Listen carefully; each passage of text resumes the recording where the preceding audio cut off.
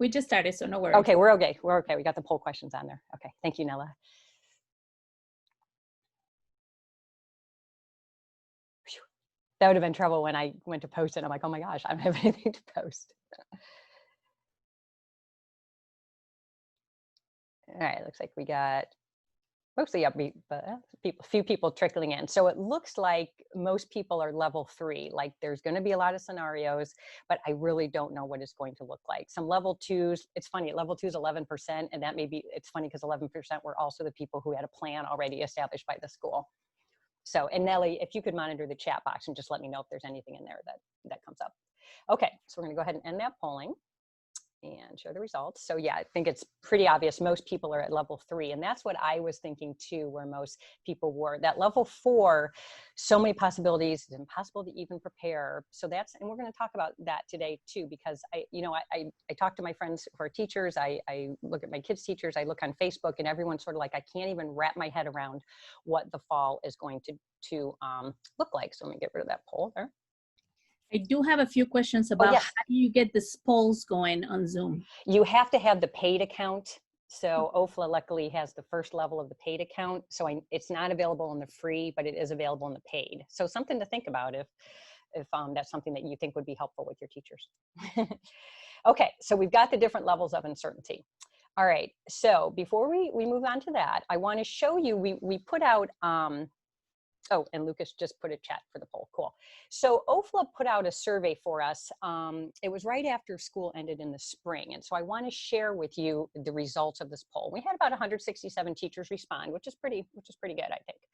All right. So, and what I did is I picked the top 4 results and I put the percentages so you can see them. So the first question was, what worked well for you as a teacher this past spring? And overwhelmingly, almost 3/4 of the teachers said you loved the flexible working hours. All right. So kind of keep that in mind if that was, one of you who did that, in spite of everything, it was nice for a lot of teachers to be able to be home and work around, maybe not, but it was easy sometimes to be flexible because with teachers, we're never flexible. We're in there, we have to be there a certain number of hours. The other ones that came up were you were already familiar with tech tools that made it a smooth transition when we switched. You had to think outside the box. Almost half people said that. And then the communication with students was good. So for teachers, the flexible working hours was really by far the #1 thing that teachers liked best. For students, and it was from the teacher's point of view, what do you think what worked well for your students? And there was sort of a tie with A and B, that again, the students were able to go at their own pace, either faster or more slowly, which is actually something that doesn't usually happen in classrooms. A lot of times we're limited to trying to keep kids in the same place, not always. And then B for the students was the same thing. They loved the flexible working hours, okay? So there's a couple, those are the two big things that people thought worked for kids. C was the same as the teachers. The tech tools helped. And number D, I thought was really nice that about 1/4 of the teachers said that the kids got better feedback on their work. So you were able to give better feedback. And then the third, there were 4 questions. The third one was just about tech tools. But the last question was, which areas did you struggle and where would you like professional learning? And so the biggest one was blended learning that can transition easily from classroom to online. And that's the focus of really the whole summer series. And today's really the first day we start digging into how are we going to do this. Interpersonal conversations, engaging students, building community, online translators, and a lot of grading. Those are things that are coming up this summer. So if you've looked at the schedule we have on the ODE page, that's sort of, we developed the schedule based on this poll. Okay, so let's keep going here. Just one terminology, and I think this is going to be the ODE term, which is why I put it in there, is I believe the term we're going to be using is remote learning, which refers to a class that is supposed to meet face-to-face traditionally, but it might have to transition, or it might have to start online due to unforeseen circumstances. They're not going with blended learning just because there's like an official state definition of blended learning that it has all these different requirements in order to be called that. So so the term you'll hear from ODE most likely is remote learning. Okay. So let's get into the nitty gritty. Let's get into the scary stuff about really, it's almost July, and we always said at ODE and OFLA, we're going to give teachers a break in June and not really stress about anything, but it is like July tomorrow. So even though I know it's scary to start thinking about, especially if you don't have a plan, let's just start thinking about it. Okay. So I want to preface by saying nothing on here is like hardcore or like this is the only way to do it.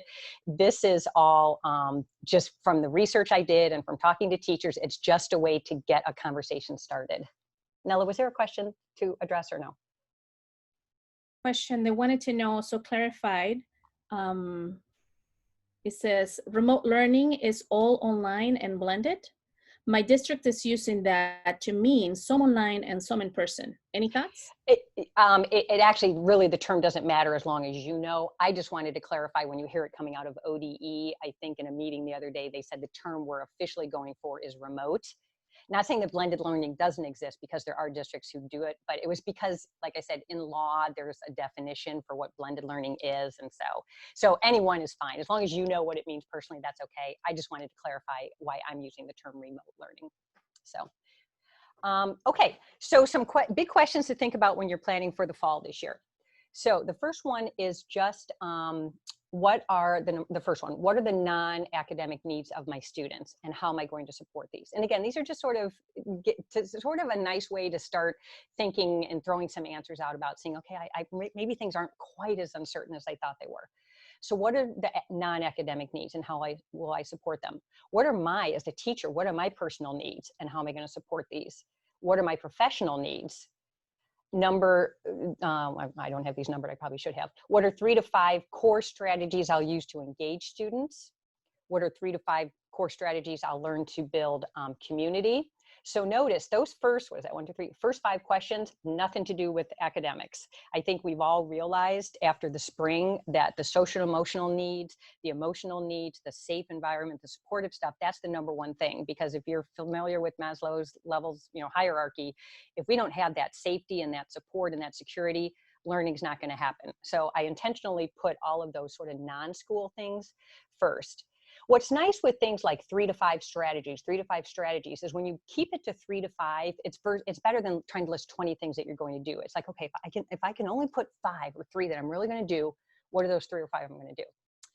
Then now we move into the actual academic part. So this one, what's the essential learning content or skills that my students need this year, given that we're probably going to have less instructional time? So given the way, whether the kids come in and got to do temperature checks, or we're going to have small groups of students, or whatever it is, chances are we're going to have less instructional time this year.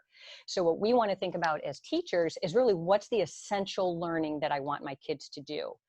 I think it's easier in languages because we're a skill-based, so we can focus on the skills and the culture and everything. And so I think that's easier for us versus some things like math or science where they actually have a little bit more content. But again, so as you're planning, sort of for the first semester or however you're setting up your planning, really think about, okay, what's the essential that my students need? To the box underneath that, notice it can't be you in isolation unless you're, of course, you're the only teacher. But how is the department going to communicate and collaborate to determine the essential learning? Because that was a huge issue in the spring that I know teachers talked about when we met. Was in the fall, I don't know where the kids from last year were, what are the expectations from this teacher to this teacher? We have to, or if you're in a department of more than one, we have to collaborate and we have to communicate on what's essential at every level. And also, what are they coming in at? Okay. Now let's get down into that nitty gritty, trying to get rid of some of that uncertainty factor. I know quite a few of you said we're number 4 uncertainty. We don't know anything that's going on. Okay, so let's get into some things we do know. So let's take a look at this one. Which parts of remote learning worked well for me and my students this past spring that I will do again? That is the advantage we have this fall that we did not have in the spring. The spring truly was level 4 uncertainty. Nobody knew anything. This year, I feel comfortable backing it down to a level 3 because we have at least experienced it in the crisis mode. So think about what worked well for me. And I know when we had our final meetup in May and we put this out there and we had a lot of things that teachers were like, this actually worked well for me. Then of course we want to go right to the other side. Which parts of remote learning did not work well for me and my students and I will not do again. If you're like, oh my gosh, I had so much grading, I couldn't handle it, or there was no communication, or I just sort of threw lessons out there. So those are key to get rid of, to help quell that fear and uncertainty for the fall. Okay, what do I know works? And what do I know did not work? So right there, it can sort of like, okay, I got at least somewhere to start with. All right, this next one I think is really key, is what is my, and this is really like sort of a self, really ask yourself, what's my ability or energy level to think outside the box or try new things this year? Everybody's in a different situation. Some teachers I've talked to are like, oh my gosh, I'm just raring to go and I'm totally going to revamp my entire curriculum. Other teachers are like, oh my gosh, I got my own kids at home and aging parents, and I'm pregnant, or I've got 5 kids, or I've got, illness. So you really have to be fair to yourself and say, okay, what's my ability or energy level? Rate it, even if you rate yourself on a scale of 1 to 5. And that's part of taking care of yourself. If you're like, I can't go completely outside the box, then don't. I mean, you really have to be honest with yourself about what's doable. Beth, about the SLOs, remind me about that one at the end. I do have a quick question for you. Yep. Kathy, at some point, can you give your thoughts, insights on whether or not we're going to have to do SLOs with this year? But that's the one that you're saying you're going to talk about later. Yeah, just a quick answer to that, Beth, and then we can get into it more if we need to afterwards, is I believe like OTES 2.0 is supposed to start this fall. I believe they put it off for a year. So that means if your district was still doing SLOs, I'm pretty sure this is what it was in the law. I think if you go to the ODE SLO page, it will say for sure like the OTES page, but that districts have 1 more year to not switch to the new version. And then the 2.0, I think then will start next year, which is when SLOs are no longer part of it.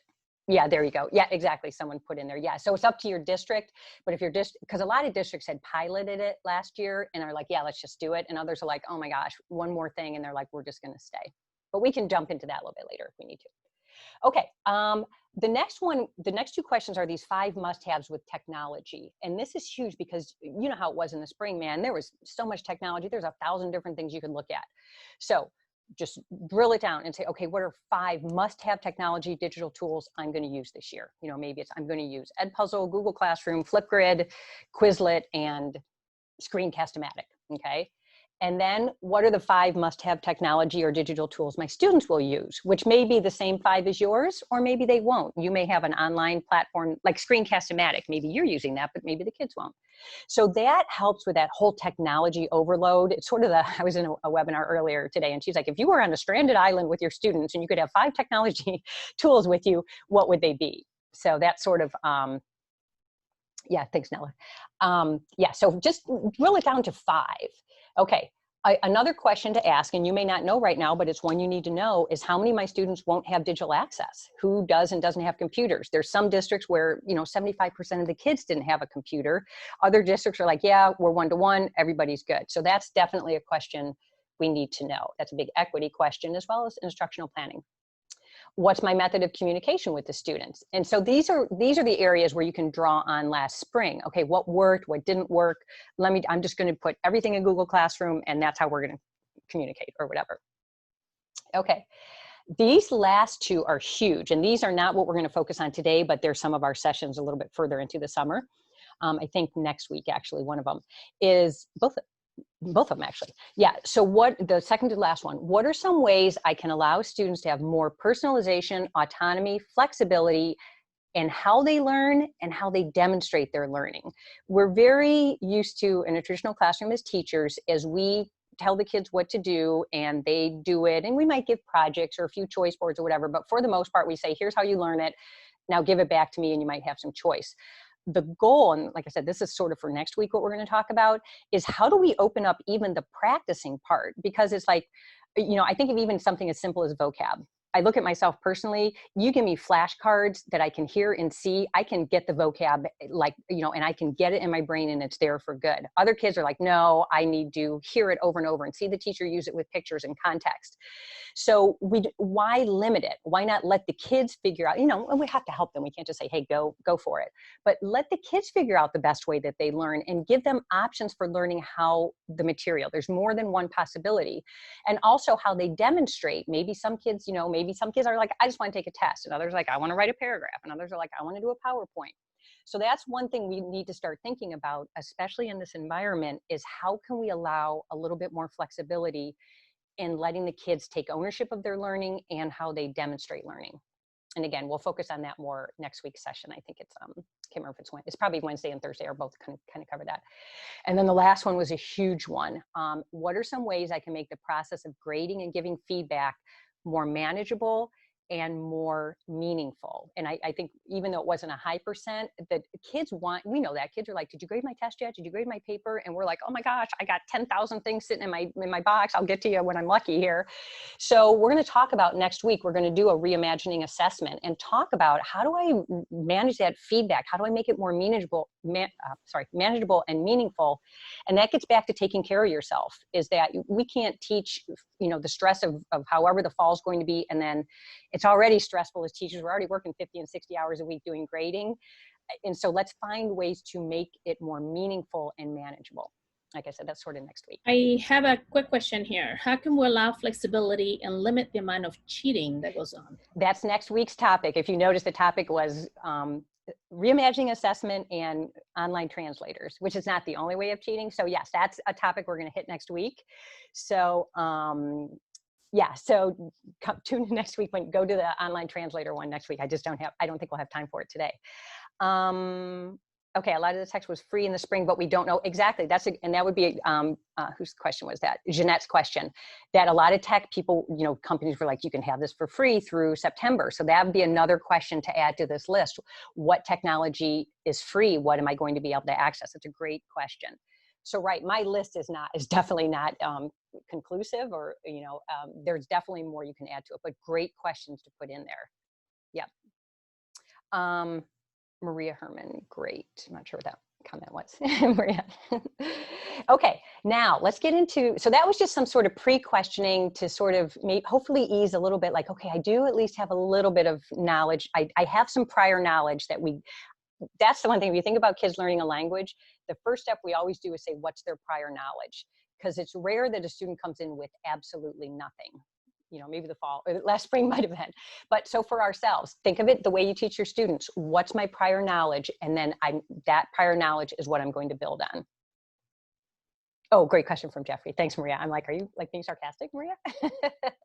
Okay, now let's get into sort of this is sort of, like I said, I did a lot of investigating, a lot of research from a lot of businesses about how they deal in times of uncertainty. And so what I did is I tried to pull out from it things that applied for education and things that were just good practices, etc. All right, so the first thing is just, how will you plan for uncertainty? So the way we're going to do the rest of the seminar or the session here is I'm going to show you sort of a blank template to follow. So you have the blank one right up front. And then we're going to actually do one where I sort of went through it, thinking from things I've heard from teachers, et cetera. So this first one is just sort of a blank one.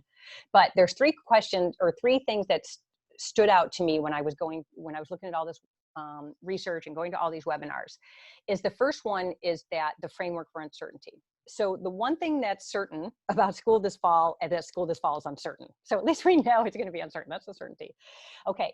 So we don't know what back to school will actually be like, but there are frameworks for planning for uncertainty. And I have to say, I just sort of like breathed a little tiny sigh of relief when I saw the word framework for uncertainty, because I'm like, okay, good. Someone has already, I don't know if you're like me, but for a teacher, when I see the word framework, I'm like, okay, that at least gives me a little bit of breath. All right, so at least there's frameworks out there, and everywhere I went, it was a very similar framework. And it was based on those 4 levels of uncertainty that we looked at the beginning. They were always based on those 4 levels. Okay, the second one, this is where we get a little discomfort. Okay, so this is the tough part, is and I think this is sort of where we were in June, is like, we're like, I just can't even think about the fall. I just got to give my brain a break. Okay, so now we're sort of like, okay, we need to look at the possible scenarios, whether we like them or not. Okay, and so yeah, like I'm looking at Beth's question in there right now, like, how is this going to evolve? What the heck's going on? What are we going to do with grades and everything? So, and the thing is, those are scary and they're uncomfortable and they're frustrating, but we have to look at them. And that was another big thing I found when I was reading up about how to deal with uncertainty, is whether you like it or not, you have to put everything on the table, even if it's difficult to talk about, or it frustrates you, or it makes you mad or whatever. You might as well put it on the table if it's something that's probably going to happen. And then the third one, since those are both sort of maybe sort of downers, I don't know. The third one is opportunities. And this also, some of you have mentioned this already in the fall. I'm sorry, in the spring. And that the one thing about uncertainty is it always gives new opportunities. So what opportunities are now on the table for you and your students? Okay, so think about that and go back to that one question I said about how much energy do you have to be able to do new things and think outside the box. So you're like, oh my gosh, I can't do an opportunity. I can't even handle the old stuff. Is there, and maybe you can't, that's okay. But just think about there's, like, I know the thing with Flipgrid and the recording the lessons and even me being able to do like these these workshops online with teachers, we've never done that. And so it was a new opportunity that at first was like, but now I'm like, oh, I really like this. I get to see a lot more teachers than I ever did when I went out. All right, so those are just sort of three like fundamental things that I found when looking at the framework for uncertainty. So what I'm going to show you now is I'm going to show you sort of the template, the blank one, and then we're going to go through one together where I just filled in stuff. But again, feel free to comment, and Nella, you will handle if there's any questions or anything we really need to point out. So the first thing you need to do is you have to establish your guiding principles or essential questions, whatever you want to call them, for planning instruction. Now, this one, I did put some examples on here. So later on, when you're doing your own, you can just edit this. But I did put a few examples so you could sort of see what we're looking for in this. So for example, my first essential question or my guiding principle is, okay, I want to plan learning that's high quality, but also flexible for a variety of contexts, and I can use it to change quickly, especially this fall. We all know that change is going to happen this fall, and things are going to change, and they could change on a dime. From Friday to Monday, we could go from face-to-face to remote. So we still want to keep high quality instruction, but we have to be able to figure out how do I keep it flexible in various contexts that I know the contexts are probably going to happen. Who knows though? I mean, everything's up in the air, but we know for sure at least some that are going to happen.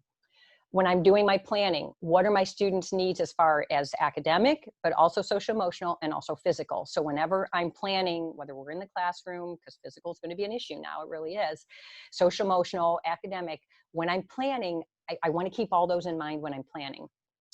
How am I going to build and maintain relationships? Easy and face-to-face, we all do that every day, but it may be something I think about, how am I going to do it on a remote environment?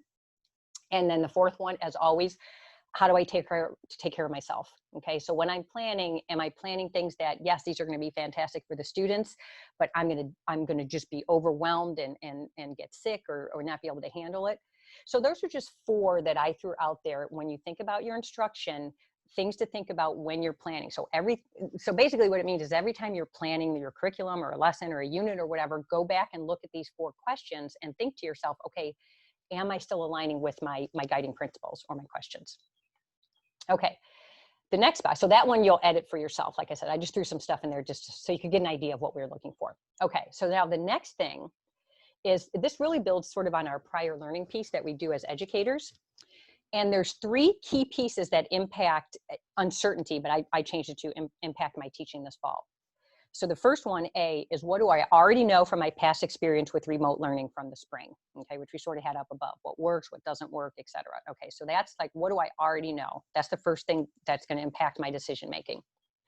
B, what are some scenarios that could happen in the future? So this fall or this school year, what are some possible scenarios that could happen? Okay, so I think most of us said we were level 3, where we said there's going to be a range of scenarios, probably more than just a couple, and I don't know which one's going to happen, but I at least have an idea of what's probably going to happen or what could happen.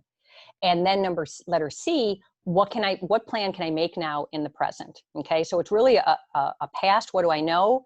A future, what's probably going to happen? And then a present, all right, what am I going to do about it? Okay, so this is the whole framework of dealing with uncertainty. It's wrapping our head around, okay, I really just need to take that first step. So the way the framework works then is it's actually very straightforward. There's just like 5 little steps. And the first one's easy. What are my certainties for this fall? And like I said, when we get into the sample, you'll see what I'm talking about with some examples. So what do I know for sure things are going to happen this fall? Number 2 is, what are my uncertainties for this fall? What do I not know what's going to happen? Okay. Then number 3, so we look at number 2, we look at all the uncertainties for this fall, and then we prioritize and we pick no more than 3. So 1 to 3, okay, here's all the uncertainties. I might have a list of like 60, but what are the top 3 that really right now, to be able to start, this is my priority about what I can do something about right now. So don't pick more than 3 at a time, because it'll just be too much then. And then what we do in number 4 is we say, okay, here's my uncertainty. And like I said, it'll be easier when we look at an example, I think. We look at number 4 and we say, okay, here's the uncertainty. What's it probably going to look like in the fall, if that's what we're going for? And then what we start doing, and then the 5th thing is when we look at the possible scenarios for each uncertainty, we start planning. We say, okay, what's, in the first column, I put what's the uncertainty or what's the scenario. I put what my plan is. I put what's the benefits of this plan, but I also put considerations, because sometimes we plan something making certain assumptions about how it's going to be, but then we get in there and we realize, oh my gosh, wait, this is not how I thought it was going to be. So sometimes we can sort of guess what those assumptions are. Sometimes we're completely caught off guard. Okay. So that's really the plan, 5 steps. So I gave you a blank one to work on your own after we're done, or you can do it as we go. But I think if you try and do it as you go, it might be hard to try and navigate both mine and yours. All right. Oh, and at the top of this document, anyone who's joining late, you have the URL at the top of this document. Okay, so now I'm going to take you through a sample thought process. And like I said, I sort of took this, I teach ESL kids at college, so I sort of took it from thinking from the point of view from teaching them, from a lot of conversations I've heard via ODE and on social media, and from my friends, from looking at my kids' teachers. So again, this is not right or wrong. It's just something, a process that I went through doing it. And like I said, feel free to jump in, make comments, add questions, anything you want. It's totally open. Okay, so I went through the guiding principles and I pretty much kept the same 4 that I had put in your sample. Today, I'm just going to focus on one of the uncertainties, and that is how do I plan learning instruction that has to be high quality, but it has to be flexible and agile, that no matter how I'm teaching, this instruction is going to work for the most part. There's going to be a little tweaking. So that's what we're going to focus on today. That's our principle we're focusing on. We already talked about the past, present, future thing. All right, so let's go down to number 1. What are my certainties for this fall? So again, you're going to edit this however it applies to you. So I forget the percentage, maybe 20% of you already know your building plan. Maybe that's the schedule. Some districts I know said if there's online learning, the kids are just completely online and the teacher doesn't even have to worry about it. You still may have to do that remote or hybrid, but you're not having to do online. What's my classroom setup going to be? What's going to happen if there's a COVID outbreak? So that may be certainty or it may be uncertainty for you. It all depends on your context. Do you know do I know whether or not I'm going to wear masks? I'm certain I am or not. Okay. I know for sure that I'm going to use Google Classroom. Like I know my tech tools in class, my tech tools. I know the 5 go-to tech tools I'm going to be using. I know how my classroom is going to be set up. Maybe you do, maybe you don't. And I know my students' access to device and internet for the fall and at school. So again, those certainties they're going to change for everybody. So what are my uncertainties? You can see I sort of put both in the same place. So my uncertainty, again, today's focus is how am I going to plan for all this different type of learning that could change constantly? Your other uncertainties could be, I don't know my building's plans back to school. I don't know about masks. I don't know my students' access to device. So that's the first step. Write down what you do know, write down what you don't know. Now, step 3 this is where we prioritize those uncertainties in number 2. So I don't know my building's plan for back to school. Unless you're on the committee or you're the principal, there's nothing you can do about that right now. So you might as well just say, okay, that's just going to have to stay. It's not a priority because I don't know yet. Mask or no mask, some of these you just may not know yet. So our priority, just for today, I said, our priority is going to be doing that flexible learning that's either face-to-face, and I just use F2F for face-to-face just to make it easier. So this is one that I actually can control. I can plan for it somewhat. So that's what we're going to focus on. So the number 4 was, now what are the probable scenarios, or what is it going to look like? Okay, so I know that I'm going to have to do teaching that it might be face-to-face, it might be remote, it could be both. So at least we know for now, unless something completely upends everything, we know what teaching is going to look like a couple different things in the fall. So it's either going to be face-to-face learning that could quickly switch to remote in the event of a health crisis or whatever. It could be both. Some of you already mentioned this. It could be happening at the same time. I'm going to have some kids who are with me in small groups. I've got, because we're doing like the A-B schedule. I've got some kids who are not coming to school because of health issues, but they're still going to be doing live teaching, et cetera. And then the third option is that we just are going to be completely remote with no face-to-face. So all 3 of these scenarios are probable. There could be more, but remember, this is when we're at that level 3 uncertainty. We come up with probable scenarios and we deal with what we can right now. So again, it's not like these are the only, this is not the range of scenarios, but it's probably the 3, based on what happened in the spring, which is really all we have right now to base on. These are the 3 that probably come up. All righty, so that's step 4. So that's sort of laying out where are we, and it's really sort of a real backward design about getting down to, all right, where do we go from here? So I know what I want to do. So the number 5 then is where you just start brainstorming options and plans for the scenarios above. Okay, so if you're like me, the more I sort of can start that framework of what am I going to do in this situation, even though we know it could change, at least if I have a plan in my brain of if this happens, I'm going to do this. So it could change, but at least it's an option. So I just sort of put down a lot of the things, again, that I've taught about at ODE that we've talked about, that I've heard students, teachers talk about, et cetera. So the first one, and then you'll see a lot of these go back to those questions that we had at the very beginning. So how am I going to prioritize skills and content? How am I going to think outside the box and collaborate?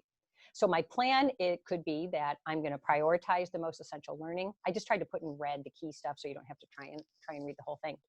So I'm going to prioritize the most essential learning. I'm going to think about outside the box for how learning can happen. Okay. The benefit of this is by acknowledging upfront that the schedule is going to change, it will cause less frustration. It's going to change. It's going to be frustrating. So we might as well just say it right now. It's going to, it might just be a crappy year, but let's just, we know it's, sorry, excuse my ODE language, natural ODE language there. It probably could be it's going to be a frustrating year. So we might as well just put it out there because we all know it's going to happen.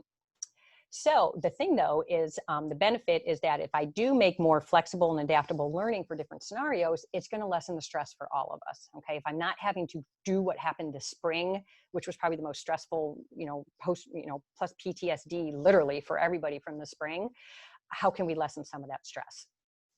All right. And then the considerations or what assumptions that I need to think about that I'm going on that may actually happen. So, okay. So I can decide myself what's essential, but I have to work with my colleagues. What do they think is essential? Okay. Beth, I teach her I can't. I'm too wrapped up in those I can't statements, right? Okay. So I've got to collaborate with my colleagues because we all have to be on the same page of our expectations. Okay. And then again, I cannot stress enough, this collaboration and support is key for everybody. I know at ODE, we're all remote also, which is hard because we're used to being together, like all of you, we're used to being together 40 hours a week and we haven't seen each other in over 3 months. And so this collaborating and supporting each other as much as we can has been key at ODE to all of us maintaining our sanity too. So you guys know what I'm talking about. Okay, number 2. So another option I could do is I may just say, you know what, when I'm face-to-face, I'm just going to teach the way I'm used to, okay, which is fine. There's no right or wrong. Okay, so I'm just going to do it the same in the classroom as I always did. The benefit to this is it's low stress. It's normal for me. My kids know it. It's low stress. So I'm going to stick to that when I'm in the classroom. Considerations, again, there's no right or wrong. This is just brainstorming. Considerations is that there's definitely going to be logistical issues, I'm assuming this fall, whether social distancing or masks or whatever. So even if I think it's going to be normal, it's probably not because there's still things that are going to be happening logistically. The other thing, as I think we found, a lot of us found out in the spring, was that traditional teaching, what I always used to do in the classroom, is probably not flexible enough to go immediately to hybrid or remote.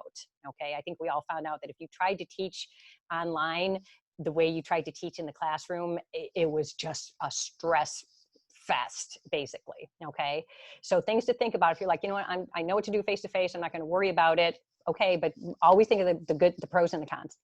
Okay, or not cons, but to think about. Okay, now let's get into a little bit nitty gritty. Okay, so I'm planning for the fall. I could record myself teaching. Okay, so while I'm teaching, I got kids in the classroom. I can video myself live. I can post the recordings for the students. And maybe I want to, instead of me trying to figure out how am I going to hold a camera or an iPad and do my computer, maybe I could ask a kid to do it every day. They would probably have fun if you're like, you're in charge of my laptop and you follow me around wherever I'm teaching or whatever. That would be kind of fun for a kid, I think.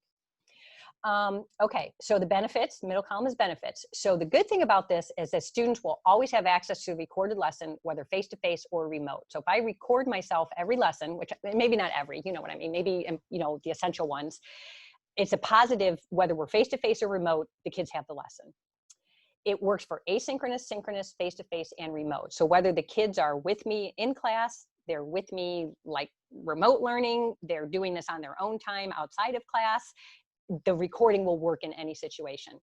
And by letting the kid take part in videoing, maybe the kids feel more connected because they got to be part of the video. If everyone's like, you get to turn to video the teacher or whatever, they may be like, oh, I get one free day from having to participate in class or something.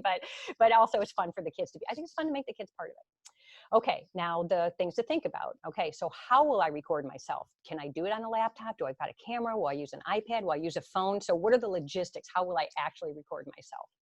Where will I post the recordings? Like, do you have, can you put them on YouTube? I don't know the bandwidth of Google Classroom, if there's enough for for you to post daily recordings. That's something that, oh, I love it. Number 3, someone just put in there. Yeah, I love that. You could totally add that to yours, Maria. What am I going to do if I'm wearing a mask? If I have to wear a mask? Great one, Maria. I like that. Or the kids are wearing a mask, right? Okay, so where can I post the recording? Something else to think about. I'll probably want to do practice ones ahead of time because there's going to be tech issues with sound. Am I loud enough? Can the kid, actually follow me around? Can the students actually see what's on the board if the camera's in the back of the class, etc.? Okay, so all sorts of things to think about. And then if I do these recordings, do all the students have access to the internet or device? Okay, yeah. All right, so that's the first thing. If I'm recording myself live with kids, I'm going to record myself and post the videos later. Another option, which may work if you're got both going, is you may say, okay, I'm going to live stream and record the lessons. And there was actually some teachers who told me either they did this or were thinking about doing this, is that they were going to record themselves, like they were going to teach if they had kids in both situations, both situations at once. They were going to record themselves via Zoom or via a Google Meet, so they could live stream it and record it at the same time. So they're sort of killing 2 birds with 1 stone. I'm teaching live, I'm live streaming for kids who are remote, and I'm recording. Okay, and then the same thing. We could ask a student to run the camera, but you could also, if you're doing like Zoom or Google Meet, you could have another student who's in charge of monitoring the chat box, who can be the Nella of the class, and so they get to be the one who's every 10 minutes. I'm like, okay, You actually have a few good comments and questions. Actually. Okay, good. I'm going to stop and look at the comments on that one. Yeah, because they're talking a lot about the mask, and like ASL teachers, mask is difficult. And some people are thinking of doing flipping, at least half of lesson pre-recording it and having students watch my actual face expressions that I've pre-recorded because they don't know how they're going to do it. Yeah. Go ahead. Go ahead. Yeah, I was going to say, looking at Lori's comment there about ASL and everything, and I know, Lori, we talked the other day about this, is that ASL has some advantages with recording because it's such a visual language. The kids are used to the videos anyway, but also it's difficult if the mask comes in or recording, because people forget about the whole facial part of ASL, that it's not just hands, you got the face too. So definitely, if I were an ASL teacher, I would definitely add those to my considerations list about recording. About what about the mask? Do I get a clear mask? That's a huge question. There is an interesting question. Is it possible that these recordings could be used for teacher evaluations? Profit says we were discouraged from recording this past spring in my district for this reason. Oh, so again, that'd be definitely another consideration. I love this because you guys are throwing stuff out that like I said, this is a good conversation. Those are things I would put in my consideration column when I'm doing the plan, is if you're like, they're going to take this and use it for my OTES, that could be really good. Or it could be really bad. I guess it depends on the day. Definitely great things to put in the considerations. And that's what's nice about doing a process like this, is you start to realize, okay, you know what, I'm going to eliminate, this is just not going to work for me because the negatives or whatever outweigh the benefits. Any other ones, Nella? Yeah, there was one about privacy from Beth. She says, at this point, I do not give the district permission to post my child's pic on the internet, a complete non-issue. And again, that was one I thought of too, and I didn't even put it in there. Yeah, I thought of that too, is what's the district policy on recording students? Or is it one where the students who's recording has to be sort of in the front of the class? Do you know what I mean? And making sure they're not getting any kids in the video. So yeah, great questions to put in there, because every district has different policies. Do the kids sign a waiver? And that could be another one where you sort of practice, okay, when I'm doing my videos, I'm going to have the kids sit farther back, again, social distancing. So yeah, all sorts of logistics that go into that recording. And I like that you're putting them out there, because if we don't put them out there, then we're not going to be ready to deal with them, and then we're going to be caught off guard. So this is good, because you're putting out uncomfortable scenarios, and we need to talk about the discomfort as well as the easy. The lip reading also came up quite a bit, and Dina Kramer says that they have masks with a clear mouth cover. I actually found one for ALS teachers on some website, but they were about $50. So it was really interesting. Ugh, But yeah, they it'd be were nice if so it, math, yeah, yeah, that it'd be were nice if like the district hard. could pay for those. Yeah, Yeah. yeah, Great. exactly. I mean, this is so good. The things you guys are putting out here are so good because there are all those things that, again, I come at it from my one perspective, but I'm like, when I open this up, man, we're going to get a lot from the teachers. This is so good. Yes. Okay, let's keep going here. The young teachers who already went through this with RESA have an advantage, right? So all those teachers who are like in RESA and had to video their lessons, you're like, ah, you guys, piece of cake. All right, let's keep going here. All right, so that was the live streaming. So, so the considerations would be, again, where do I record it? All those things that you all just listed about privacy and stuff like that.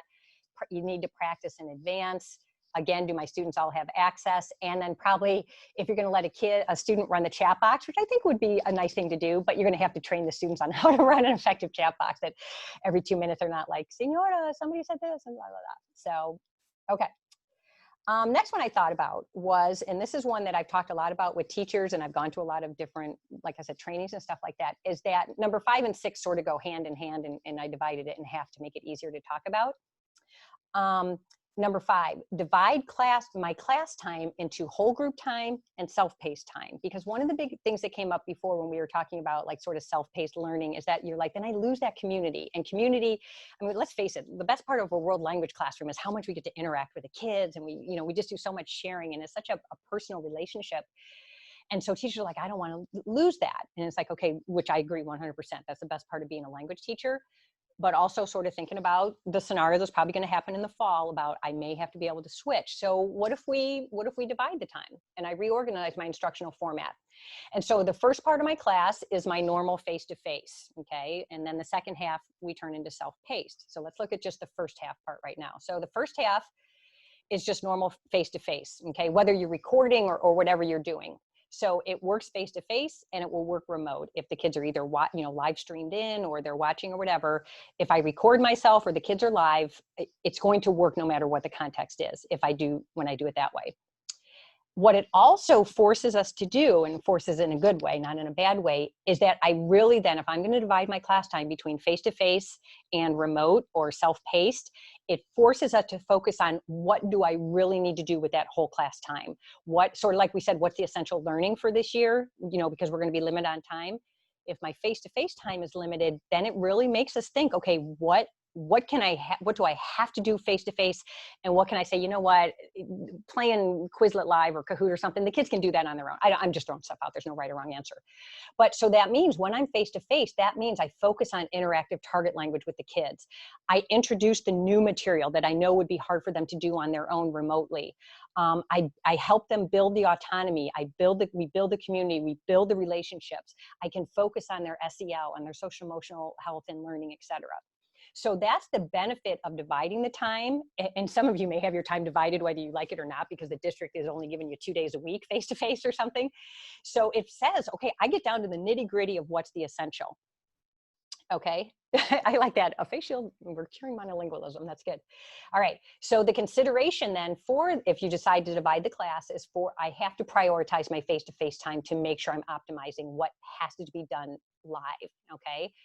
The other thing that is necessary to think about is if we're lucky enough to have face-to-face time in the fall, even if we start and go remote, the advantage over the spring is that I'm going to use that face-to-face time right off the bat to prepare the kids, practice with the kids, and experience remote learning when they're with me in the classroom.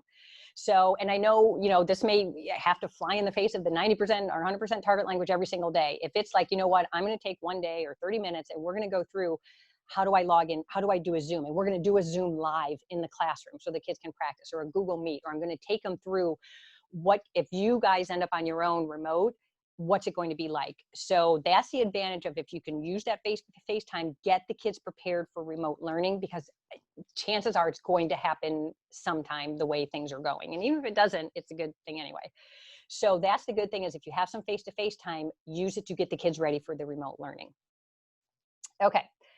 So that was number 5. Now, number 6 was the second half of that. So we're going to divide the class, and part of the class is whole group, and part of it is self-paced. And there's no time; it could change depending on the day. Is now I'm going to do the second part of my class to be self-paced learning. Okay, So again, this will work face-to-face or remote, okay? So the kids can work on their laptops in class or projects or whatever it is you're working on, or they can do it outside of class. The good thing, as looking at that survey, the top answer from that we thought worked best for students, as well as flexible hours, what the students were able to go at their own pace. Some were able to go more slowly, some were able to go more quickly. So the teachers, 75% of you said, almost 75% of you said that was probably one of the best things for kids. That's an opportunity. When we're talking about find opportunities, this is the opportunity. Okay. So if we can do this where the second half of class or second part of class, whatever, is self-paced, kids can work on what they need to, but also I can work one-on-one with kids who need it, or in small groups, which will of course be a consideration column about the masks. But again, if I know there's kids who are like, I'm good, give me some videos and I can work on my project or my speaking or whatever. And there's other students who are like, I'm just struggling with this. That gives me that one-to-one individualized learning that we don't have. So whether we're remote or face-to-face, that's just a good thing to do for our students and for ourselves. It gives us a little bit of a break too. If we divide up the class the second half, the kids could do stations, small group work. They could also, what's sort of cool is if you have kids who are on the computer, who are remote, and kids who are, who are remote live, and kids who are in the classroom, is they could do small group work with their friends on the computer who are not in the classroom. So that's something too that is a possibility, depending on your schedule. Okay. And again, a huge one, which I said we'll do a workshop or a session next week on this, is it allows for more differentiated learning. The kids who are ready to go can keep going. The students who need a little bit more scaffolding can go. So they can go at their own pace. So those are some benefits to basically you're doing remote learning in the classroom during part of the time. But I like self-paced because I think it's a little bit different. Considerations in the second column. Okay, so social distancing means that our stations or small groups or even my one-to-one help might have to be virtual, or I might have to be wearing a mask when we do it. So that's just but that's okay. If we all have devices, I can sit 6 feet from you and we can look at a computer together and talk. You'd really have, you'd have to come up with an organized system for how am I going to work that second half. I can't just be, okay, you guys go do whatever you want. There'd have to be an organized system for doing it. And then I'd have to have those scenarios that address a variety of student needs, that if they go self-paced and I want it differentiated, I have to have planned for that. So that's, again, what we're going to focus on next week when we do the universal design for learning. Nella, did you have a question? Yeah, we're just talking about masks, and Kristen raised a pretty good point. She says, I wear hearing aids, and many of my students with HL wear aids as well as glasses. We just can't do masks that go over our ears. So some of the people are sharing different kinds of masks, because maybe the shielding one that goes from the top bottom would be the best option for them.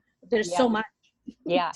And that's what's good about, that's what I was, I have to say I was a little nervous about today's discussion because I was afraid people would be like, no, this is just impossible and everything, but it's not. I like because you're bringing up the reality of the situation in the box and maybe you didn't think of something, but someone else is like, oh my gosh, wait, I thought of this. And so I love it. I mean, I think when we got 100 people in here sharing, there's so much, I'm a huge believer in the sum of the parts is that how it goes? It's bigger than the whole, or the whole is somewhere bigger than some of the parts, whatever that thing is. Yeah. The collective intelligence takes us beyond what individual intelligence can do. Okay. So keep sharing in there. You guys are doing great. All right. So that would be another thing about thinking about if I'm going to divide up that second half of the class, I do need to have an organized system for doing that. And like I said, that's some of the stuff we're going to focus on next week. These are just the sort of what's the probable scenarios. And then the last 2 more to go here real quick. And we're till 2:15, so we got a little bit of time. Okay, so number 7 is a huge one. And these aren't necessarily in any order. Number 7 is huge, that equitable learning. I think we all saw in the spring that, oh my God, equity just went out the door when we went to all online learning. So we have to think about in my plan to make sure, and the biggest piece of equity was digital access devices. Parental support is also part of it, but sometimes the parental support is not one that we can control. So what's a scenario that we can actually plan for? So during classroom time, if I know there's students who don't have digital access, could they download the material? Like if they have a Chromebook, but they don't have internet, can they download materials that they need onto their device, or can I give them the hard copies when we're face to face? Okay, so that's one thing. So the benefits is that it's more equitable for everybody. So maybe I have a Chromebook, but I don't have internet, but I can get the stuff, hard copies onto my Chromebook, so I can still do the stuff at home, even if I don't have internet access. Now the consideration, and this is a big one for the teachers that I think a lot of us talked about this was an issue, but didn't really have time to think about it. And so this is the time now to think about it. So let's look at the consideration. What type of materials and activities am I creating?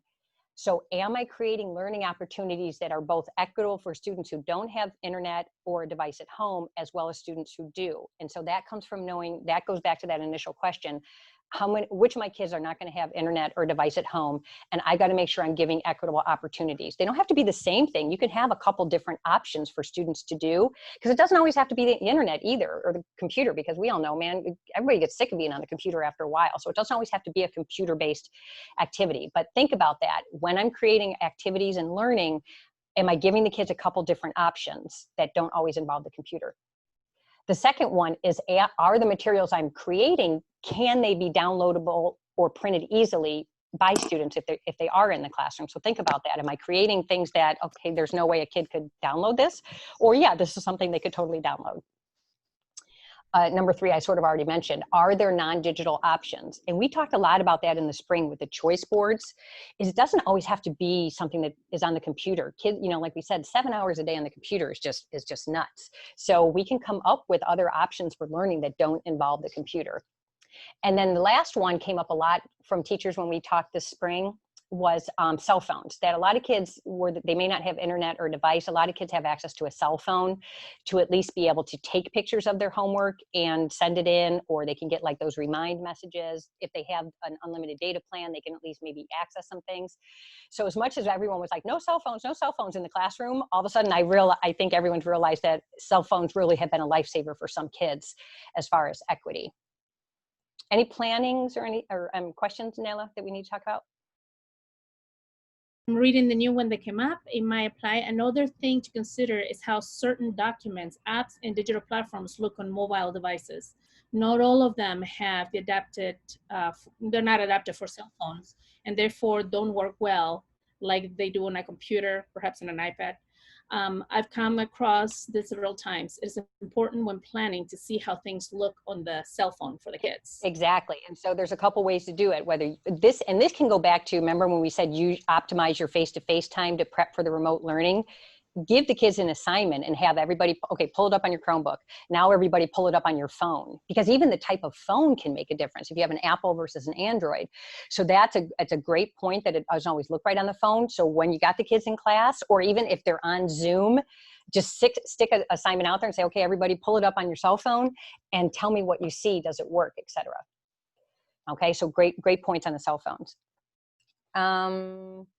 Yeah, someone put on PDF. I thought I also saw, and maybe someone jump in the chat box, sorry, I just got a text and I lost track. Someone was texting me about this meeting.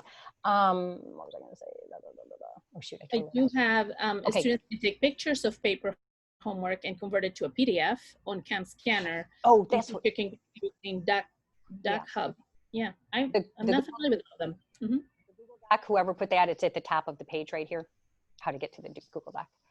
Ruby. Yeah, Nail, if you want to go ahead and throw it in there.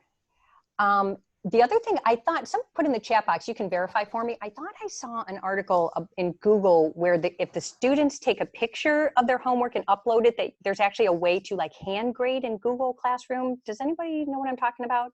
Maria, go ahead and share, Maria.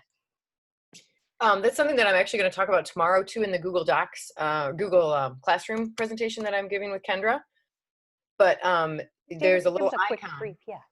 Yeah, there's a little icon at the top right, and Kendra tried it on her iPad with just a stylus, and it worked too. So we're thinking maybe various types of touchscreen devices it could work on. I have a student who kind of did the same thing. She was able to open a doc, and you just click the little pencil, and you can write your own comments on there, and it creates a PDF that is uploaded directly into the assignment where the student posted their original handwritten or document. So you can hand grade a document or a picture of an item that a student has submitted. I hope I said that well enough to make sense. You did, yeah. And maybe you're looking at your presentation for tomorrow's. Maybe that's why I actually saw that. So yeah, tomorrow Maria and Kendra are going to do a Google Classroom tips and tools. So if you're a Google Classroom person, come to theirs. But yeah, so there is a way to actually do hand grading within Google, it looks like. So that would be nice. That would be great. Okay, keep an eye on the clock here. So the last thing that I had as far, if you sort of lost where we were in this whole thing, remember we had planned for the priority uncertainty was how am I going to have flexible teaching regardless of the situation. The scenarios were it's either all face-to-face, it switches to remote, or it's both. So just to sort of bring back what all our planning was about. So we went through all those things that here's the scenario, here's how I could plan for the scenario, here's what would work, here's assumptions or things to think about that, may affect what my plan. So the last one, so we did the equity, and then the last one is hugely important, is just constant reflection, student feedback, and adaptation no matter what happens. So my plan, part of my planning for the fall is that I'm going to constantly reflect on what is and what is not working, and be willing to adjust as needed. I think we all know that this fall we're just going to have to be flexible. As much as sometimes we're like, we like our things structured, it's probably not going to happen quite so easily this fall.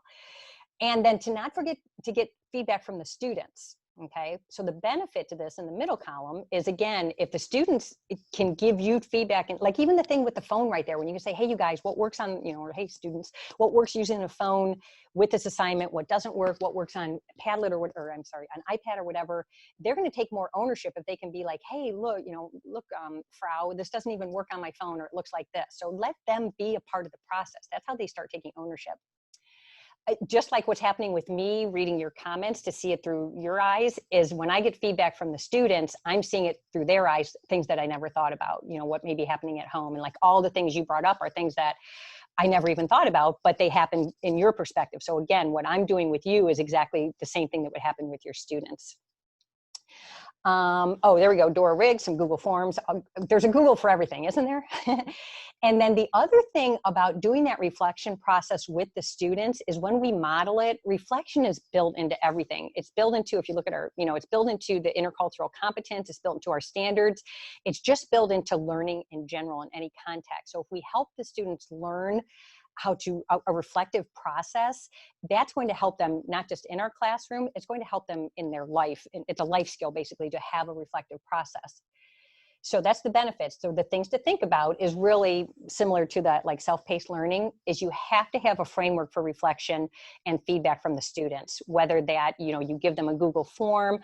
I was always, whenever I did feedback, and this is with teachers or students or whatever, was you weren't allowed to, you could criticize, if it was nicely, you could criticize something, but you had to give me a suggestion then on what you would do differently. So it wasn't, you were not allowed to just say, I don't like this, it doesn't work. You had to give me a suggestion. So again, not saying you have to do that, but that's what I mean is have a framework for the students. Okay, if you submit feedback to me, you've got to also give me an option of how I can make it better or something to think about, okay? I love that. This will definitely be the ultimate problem-solving generation. And let's get the kids involved, because there's no point in trying to do this on our own. We just can't. We've got to let the students be part of the process because they're the recipients. Okay, I'm going to give sort of the final advice, and then we still have like 10 minutes. If you have questions you want to do, we can go into it. If you're like, I'm done, I'm good, I'm going to check out. But so the final advice, and this is just, I put the link where this came from, and it's one of the links I referenced all the way at the beginning of the document, is that I thought this gentleman summed it up. He was from it was a Harvard Business Review interview or something. And basically it was very straightforward. We have to be adaptive. We have to be adaptive and agile, okay? We have to adjust our decisions on what future's actually playing out. So up above in this chart, we made plans and some possibilities for what we think could happen and what I'm going to do. But the thing is, like some of you threw out already, yeah, that's great. But all of a sudden I've got a student who has visual difficulties, and so I can't wear a mask because or whatever. Okay, so again, we have some decisions ready, and then we adjust based on the future. The best thing is if you've already thought about the scenarios and the options for succeeding, it's easier to adapt. So even just like this process we went through today, some of the things that we put out there, people, like I said in the comments, some people already put out, but what about this? What about this? What about this? I don't know what to do. And someone else is like, hey, try this. Okay, so the more options we've thought of ahead of time, the better we're going to be able to switch, because we know it's going to happen. I like this one because you've already built capabilities. You've already built capacity for each scenario, so it's faster to implement. If I have already trained the students on how it's going to be when they're remote, how to do this on your phone versus a computer versus downloading or whatever, if I've already trained them, the transition is going to be faster and it's going to be much smoother for everybody. And then again, you may look at different alternatives, and you may, different things may come up in different decisions, but the more robust your plan is, the more adaptable you're going to be. All right, so that is sort of all I had. I don't know, it's not really concrete, but I wasn't sure how concrete today would be able to be. But I think, I mean, if you want to take, if you want to do some questions, we still have about 7 minutes left. If you're like, I'm good, Kathy, or whatever. But like I said, take this document, feel free to use. If you share it, just make sure that you give a little shout out that it's an ODE OFLA virtual meetup document. But feel free to, share it or whatever. And, but are there other questions maybe? I think pretty much we have addressed, a lot of people really like the session, and we have shared on the link of where you can get the future ones and in the ODE page and the links that goes to them. Did you share that or no, Nella? Yeah, I did, but somebody else did as well. Okay, perfect. Thank you. Yeah, we have planned through next week. So like I said, tomorrow is the Google Classroom with Maria and Kendra, Google Classroom tips and tools. And we're going to give some other resources at the end from webinars we already did. I'm not going to redo the webinars, but I'll refresh what those are. Next week, then, I believe Wednesday is the Universal Design for Learning and the how to differentiate. I think is that one? I can't remember. Yes. And then July 8th.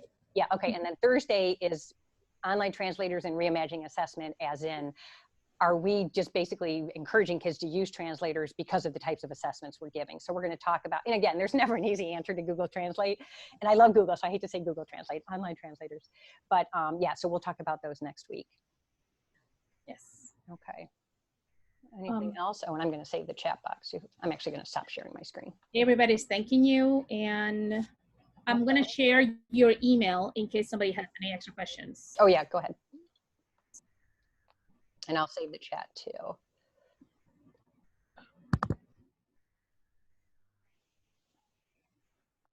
I probably should have done the poll again about the uncertainty. I wonder if some of our 4 people would have dropped down to a 3, maybe not. Okay, so thanks everybody. Maybe we'll see you tomorrow or next week, but if not, we'll just keep posting everything in that one document where everything is recorded. Wonderful. And what did that say about purchase? Was there a question? I just put for further questions your email. Okay, good. Thank you. Okay. All right. You could have a follow-up on this one, Kathy, after PPL. Yeah. What's going on to happen and how we do plan a bit on your plan. Yeah, that would be good to sort of revisit this in like fall, October, or November, and sort of see where we are. How that impacted. Yeah, that would be great. I think it. Well, there are meetups on how to remote teach each one of the skills. I do have a thing on, that was Doreen, it looks like. We have one, I don't have a date set for it yet, but it is going to be about how do I, with the new standards in culture and literacy, yes, we're going to sort of go through each of the 3 skills. Again, it's not going to be perfect, but at least give some ideas. Right. It's a start, yeah. Yep. That's wonderful. Cool. It was a really good session. Beth, were you the one, Beth, who posed about the SLO? Did I answer your question enough on that? Was that you who asked that question? It's at the very top. Yeah, was that Beth? Yes, I did ask it from you. Oh, there she is. Yeah, that was me. I just wondered, I didn't know if this was the best session for that question or not, but I just threw it out there because we're planning for the future. And do you know what Westerville, is Westerville going to OTES 2.0 or are they staying with 1.0? I don't know. I just Were you part of that 40% that's like, I have no clue what? I don't know. Yeah. So for no, I didn't put that, but yeah. Yeah, that's funny. Yeah, for right now, it's whatever the districts decides, and next year, God willing, that we sort of maybe get back to a more traditional schedule at least. Then we'll be able to talk more about SLOs. I just wondered, it's hard, we don't even know how we're teaching whatever, and then wonder if districts are making teachers pre-assess and post-assess and all that kind of stuff. It's kind of hard to. Yeah, Ashton, Nella, can you put the link in again for how to get the certificate? And Ashton or Shauna, your question about the limit, it's OFLA's account, and unfortunately, it with the level that we have, it's 100 people limit. To get beyond that, it gets pretty pricey. So I just appreciate OFLA letting me do it. Otherwise, we wouldn't even be able to use Zoom. So for now, it's still 100, which is why we wanted to record everything, because we thought you know, in case we have more. So I usually open it up 30 minutes in advance, if that's helpful. If you want to sign on 30 minutes in advance, that might be helpful. Thanks, Shauna. Yeah. Okay. I'm not sure what the price difference actually is. I was going to ask, but Yeah, I think it was, yeah, I don't know. And that's something, you know, that's an OFLA decision. That's not an ODE. right, exactly. We have Not like, putting it fancy. we have Teams, which can do more, but Teams isn't as flexible as Zoom. It's a lot harder to negotiate. Like I'd rather stick with OFLA, where we know where we can do like polls and stuff like that, where it's a lot easier. So Somebody says, can I share the recording with teachers who are unable to oh, join? definitely, yeah. So usually ODE is pretty good. Usually I can get it back within about 24 to 48 hours. So just keep checking that page, Kayla. And then, yeah, definitely you can share it. Yeah, I was going to put the ODE YouTube so they can have it. Oh, is that where they share it? Okay, yep. That's where I'm finding them. Yeah, actually, you're right. He uploads it to the ODE channel. That's right. I just put the link on the Google Doc and then he shares it. Okay, yeah. Okay. I'm going to let this run for like just one more minute since people are still sort of sharing some advice. What time are we? Got one more minute. Okay. All right. I am going to go ahead and end the meeting. So Nella, thanks. Are you going to be able to make it tomorrow, Nella? Yes, I'll be here Okay, tomorrow. good. And I'm, you know, handing off to Maria and Kendra tomorrow. So we'll have a little bit. That's wonderful. Yeah. I'll have a day. Kayla, that link that Nella put in the beginning where you can get the contact hours and everything. Nella, do you want to throw it in one more time? I put it again, but I'll definitely copied it again and put it. Yeah. It I put everything now to the link by Lucas. I put everything on the link so you can get the recordings and the notes and the certificate. I just put it all on one link to make it easier. Okay, I'm going to go ahead and end the meeting. So thanks, Nella. I will see you tomorrow. Bye. Bye.